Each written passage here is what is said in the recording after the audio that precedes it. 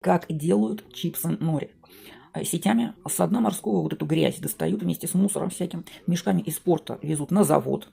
Туда это все загружают в резервуары, далее идет очистка от мусора, от химии лишней, удаление запаха, потому что все это воняет жутко.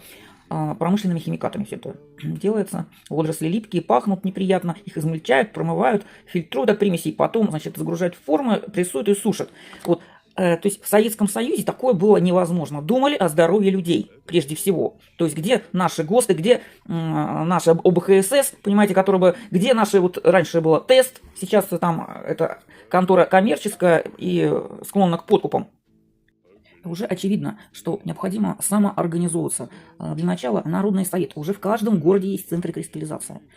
Давайте идти в этом направлении и создавать страну, в которой можно жить. Снова старых друзей узнаю, хоть и мне 25. Трудный путь им пришлось пройти.